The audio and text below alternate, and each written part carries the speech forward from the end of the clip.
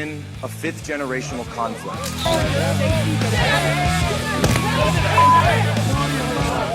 A commentator, international social media sensation, and former Navy intelligence veteran. This is Human Events with your host, Jack Posobiec.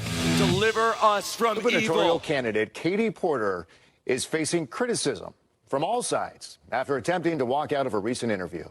The former Orange County Congresswoman took exception to a reporter's question about appealing to voters who also voted for President Trump. How would I need them in order to win, ma'am? Well, unless you think you're going to get 60% of the vote. Peace for the Middle East. It's a beautiful phrase, and we hope it's going to come true, but it's very close. And they're doing very well. We have a great team over there, great negotiators. We're dealing with Hamas and many of the countries. As you know, we have all of the Muslim countries are included. All of the Arab countries are included. Very rich countries and some that are not so rich, but just about everybody's included. It's never happened before. Nothing like that's happened before. And our final negotiation, as you know, is with Hamas. And it seems to be going well. The war in Gaza is almost over. For the first time in months, there is hope across the Middle East. President Trump has done what so many thought was impossible. Celebrations erupted at Hostages Square in Tel Aviv overnight as Israelis process the news that all of the remaining hostages held by Hamas will be released in the days ahead. Hundreds of National Guard troops are now on the ground just outside Chicago. One of the first places we are expecting to see them is here at this ICE facility, where they will take over securing this building and freeing up federal agents to focus on Operation Midway Blitz, which began 1 month ago today. So far, close to 1,500 illegal aliens have been arrested as part of that operation, but we are told that there are still several thousand more individuals that ICE has on its target list. President Trump and members of his cabinet had some choice words to say about Portland today at a roundtable meeting at the White House. And it comes as the Trump administration continues to try and send National Guard troops to Portland's ICE facility. And Mr. President, I think the situation is getting worse, and we're starting to see a pattern of more and more murderous violence. But Mr. President, we need to do something about this, because I fear that the next one who could be killed could be sitting at this table right now.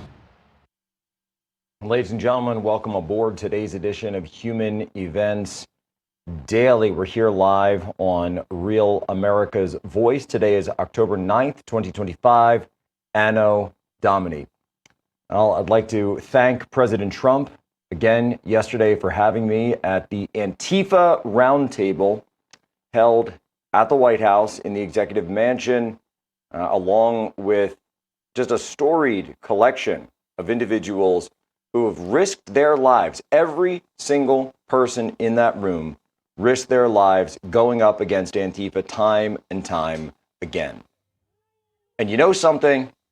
To all the mainstream media who say that Antifa is not real, who say that it's an amorphous threat, that it's decentralized, that it doesn't actually exist, here's what I say to you in response. Come with me. Come with me to Portland. I'll show you Antifa. Come on out. We'll go out at night. We'll put helmets on. We'll put black bloc on. We'll put GoPros on. You can have a little vest. You can have Kevlar. You can have whatever you want. But come along with me and let's go for a ride. And I will show you the streets of Portland, and I will show you exactly who Antifa is. And I'll talk to you exactly about what they do, what they're all about, what they stand for. And you tell me whether or not Antifa is real. If they're not real, then you should have no problem coming, right? So come on, if you're Aaron Burnett over at CNN, or if you're anybody over at MSNBC, or wherever you're from, CSIS, all the studies, come on out. I invite you, and I'd be more than happy for you to come along with me. I've been in there. I've been in Black Bloc how many times? I've been in Chaz, the DNC riots of 2016 that the media didn't even show. I'm going up against these guys again and again and again. So please, come along. It'll be great. But folks, what President Trump did that was so incredible there is he made the affirmation that he will name Antifa as a foreign terrorist organization. And this was one of the key things that I was seeking out of that meeting. That's why I started my remarks with discussing the fact that Antifa was born in Western Europe. They have always been an international organization. They've got links to the Middle East. They got links to Canada. They've got links to Mexico. They're international. They meet every single definition of a foreign terrorist organization. And now President Trump has announced, we were there in the room, he asked Stephen Miller to write it up, foreign terrorist designation for Antifa. Use the full force, a whole of government approach to rid our country of this sickness, of this disease, of this filth. Charlie Kirk was shot with a gun, and the bullet casings said, "Hey, fascist, catch." And the other bullet casing said, "Ballat Ciao," the international anthem of Antifa. Now, I didn't want to have to be there talking to the President of the United States about that.